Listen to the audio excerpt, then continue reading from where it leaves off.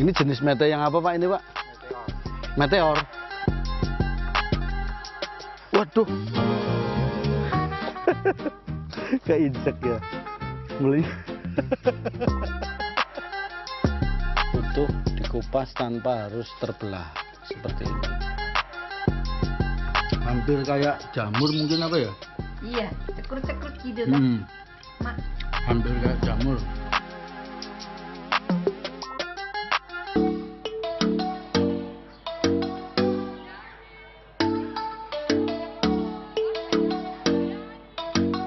Ya, kali ini saya ajak Anda jalan-jalan ke Bukit Hijau, tepatnya di Desa Karangtengah, Kecamatan Imogiri, Bantul, Yogyakarta. Di sini ada kebun jambu mete seluas 25 hektar. Bagaimana mengolah biji metenya dan juga ini jambunya itu bisa diolah jadi apa saja dalam segmen Sehari Menjadi. Buah jambu mete atau yang lebih dikenal dengan sebutan jambu monyet memiliki nama latin Anacardium occidentale. Buah ini bukan bagian dari keluarga jambu-jambuan seperti jambu air atau jambu biji. Jambu mete lebih dekat kerabatnya dengan buah mangga. Awalnya tanah perbukitan di selatan kota Yogyakarta ini merupakan lahan kritis. Namun sejak 20 tahun terakhir, lahan yang sebelumnya kritis dan tandus ditanami pohon jambu mete. Kawasan seluas 25 hektar ini kemudian menjadi lahan hijau yang produktif. Selain bisa menghasilkan ulat sutra, biji dari buah jambu monyet ini dikumpulkan warga untuk diolah menjadi kacang mete.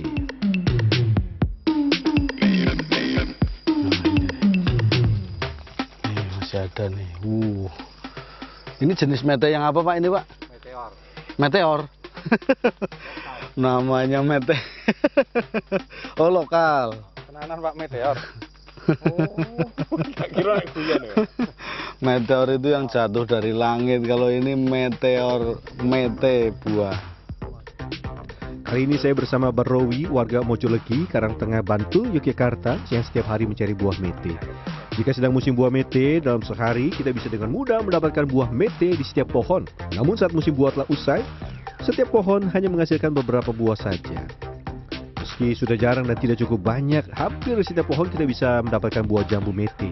Nah, saya harus memanjat pohon nih untuk bisa menjangkau buah jambu mete yang berada di ketinggian. Sampai ya. Oh, udah gampang. Nanti saya tak naik sini nih. Tak naik sini. Nanti saya dari atas.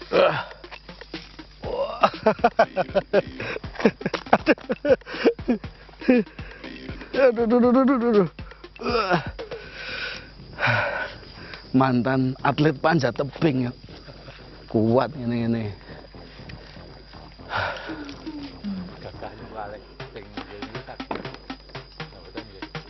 Ntar, biar posisi aman dulu. Ah, ini nih.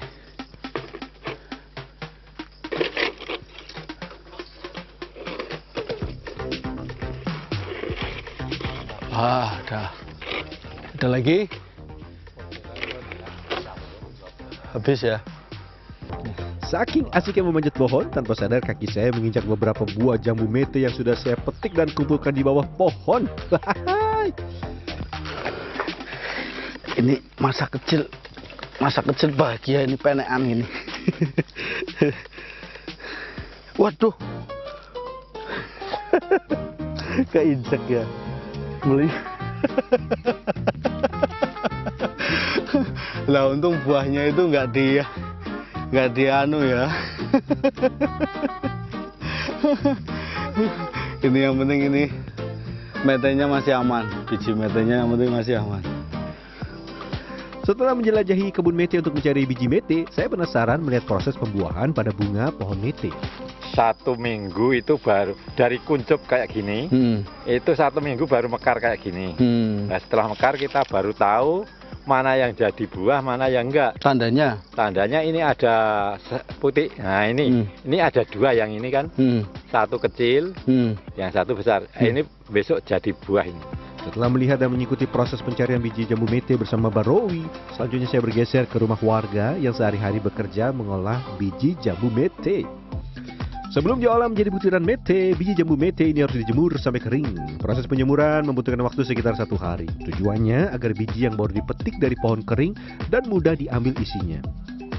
dicampur nggak apa-apa. Iya, nggak apa-apa. Ini sama kok. sebelum mulai membuka biji dari buah mete yang sudah kering, saya penasaran mencoba buah jambu mete yang masih mentah. Rasanya tidak semanis buah mangga, jambu air atau jambu biji. Jambu mete rasanya lebih sepet, tapi aromanya cukup wangi. Wow. Tapi sebenarnya seger ini ya, tapi kok banyak orang nggak suka ya? Iya. Seraknya itu yang Sepet. serak. Warga di tempat ini biasanya mengolah biji jambu mete menjadi biji mete, sementara buahnya diolah menjadi masakan. Tiba saatnya saya belajar mengolah biji mete. Untuk mengolah biji mete harus hati-hati, karena getah pada kulit biji mete bisa menimbulkan iritasi pada kulit. Oleh karena itu saya harus memperhatikan caranya terlebih dahulu. Salah satu antisipasi agar kulit tidak gatal dan iritasi terkena getah saat membuka biji mete adalah dengan menggunakan sarung tangan plastik. Ininya di sini. Iya. Set. Oh. Tekan ke bawah. Bengkokkan.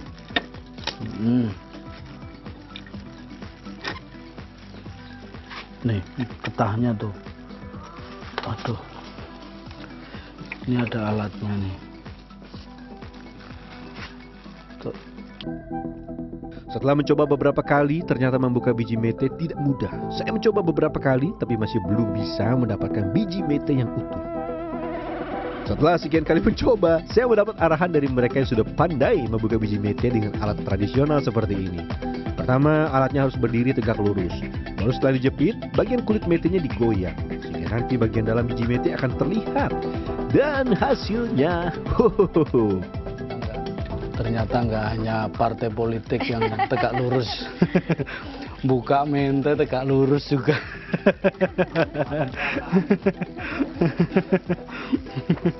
Tegak lurus ya tetap belum berhasil lagi. Setelah berulang kali mencoba dan gagal, saya akhirnya menyerah. Saya serahkan tugas ini kepada mereka yang terlatih. Semakin banyak yang pecah akan mengurangi harga. Kacang mete utuh harganya bisa mencapai Rp200.000 per kilogram.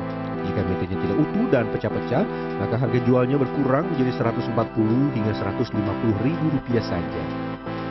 Nah, ini yang dimaksud ini loh. Yang tadi saya gagal terus ini, ibunya bisa berhasil utuh dikupas tanpa harus terbelah seperti ini. Ini kalau sehari telaten pagi sampai sore bisa 7 kilo ya Bu ya? 7 kilogram. Selanjutnya, agar kulit arinya bisa bersih, kacang mete yang sudah dikupas harus kembali dijemur. Pada musim kemarau bisa menggunakan panas matahari, namun saat musim hujan bisa disangrai agar kulit arinya bersih. Nah, ternyata limbah kulit mete juga laku dijual. Para perajin biasanya akan mengumpulkan, setelah banyak baru akan diambil oleh pengepul. Warga di kampung Mojolegi, Karangtengah, Imogiri, Bantul biasanya menjual kacang mete dalam dua bentuk. Kacang mete mentah dan kacang mete yang sudah digoreng. Nah ini saya coba mau ngolah. Ya, mau ngolah hasil apa? Kacang mete yang di tempat ini. Ini asli sini nih, bukan didatangkan dari mana-mana. Iya, dari kebun sendiri. Jadi ini juga, Metenya juga sudah yang organik, terpisah seperti ini juga memang dibiarkan terpisah, organik Iya. juga. Untuk menggoreng kacang mete, minyak yang digunakan harus panas. Namun api yang digunakan untuk menggoreng tidak boleh terlalu besar. Kacang mete tidak boleh terlalu gosong. Jika buih pada minyak sudah hilang, tandanya kacang mete sudah cukup matang dan siap diangkat. Penasaran. Waduh. Panas, masih panas. Masih panas. Tapi udah nggak sabar. Udah nggak sabar pengen nyobain.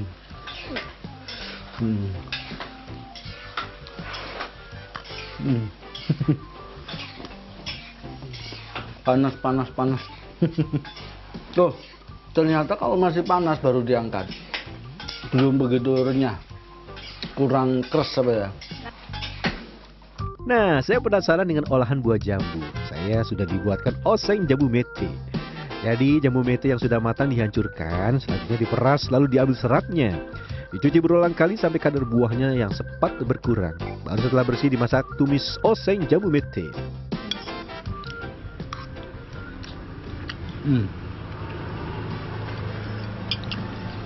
Ada rasanya jambu mete enggak, Mas? Masih tapi nggak terlalu ya. Iya toh. Soalnya kan tadi dicuci bolak-balik biar rasanya hilang, rasanya jambu.